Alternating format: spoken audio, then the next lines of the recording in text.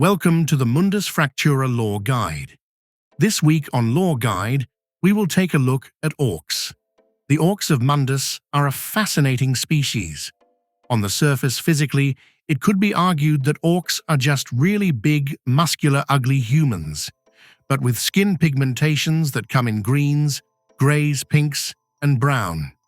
As was detailed back in our second Lore Guide on species, orc faces can be either vaguely human in appearance or very pig-like. It is a common misconception that these two are entirely separate or different subspecies, when in fact, they are all simply orcs. At the core of the orcish psychology lay a deep genetic predisposition towards honor and duty. This has proved to both be a positive and a negative to the species over the ages. Orcs are highly social beings, with strong inclinations to group settings over solitary endeavors. With this strong social tendency comes an innate, ingrained acceptance of authority.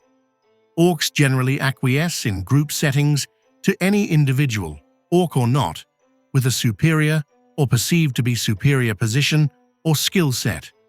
It is as common to see orcish warbands, tribes, or whole communities led by a non-orc as by an orc. Orcish family units are meritocracies, always led by the most competent member for the family's situation, regardless of age or sex.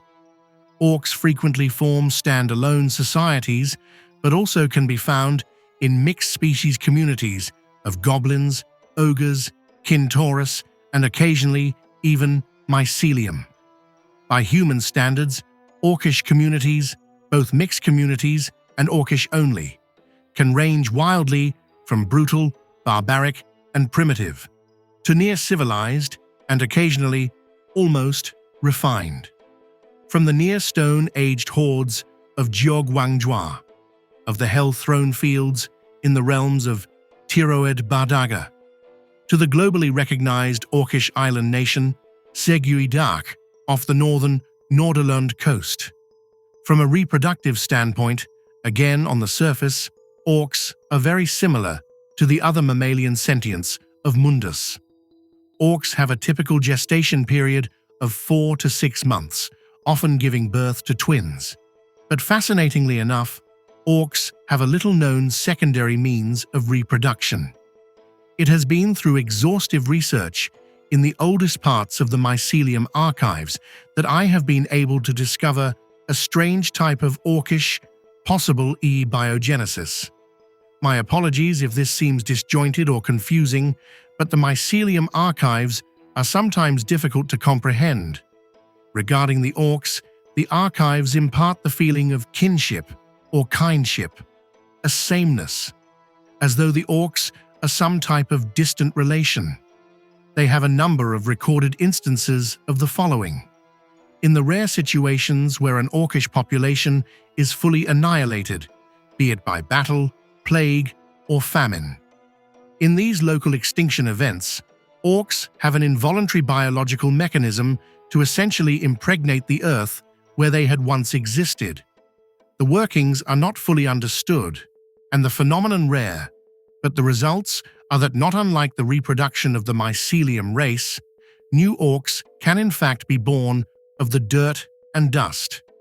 Unlike the more typical mammalian fashion in which orcs generally reproduce, ground-born orcs gestate to full adults, forming in the ground in leathery, fluid-filled placental sacs, born complete with a suite of genetic memories similar to those of the quarry and mycelium. By triggers unknown, a stable breeding population suitable to the region will begin to generate in the absence of orcs. Such orcs emerge from the ground, fully formed, repopulating the region as if they had always been there. Orcs and their evolutionary cousins. The goblins are notable for their ingrained lust and skill for what I will refer to as trash smithing. This rough, reverent craft was born of hardship and honed into something almost holy. Orcs will take rusted blades, cracked lenses, warped fittings, dinged plating, or a monster's bones. Stitch them together into weapons, tools, and machines that defy logic and expectation. Brutal chundering contraptions, cobbled armors, and deadly implements, made of nothing but wax, teeth, half a warped metal ring, and your grandma's rusted pie plates. Trash-smithed creations are chaotic, ugly, dangerous, but they work. To the true artisans of Mundus, these creations are madness made physical. But in reality, it's survival, pride, and proof that function doesn't always need polish. The Orcish contributions to the history and development of Mundus Fractura are complex and significant, but are unfortunately too much to delve into here, as that is all for this time. I hope you have enjoyed this episode. Stay tuned for future lore guides, and thank you for listening. Goodbye for now.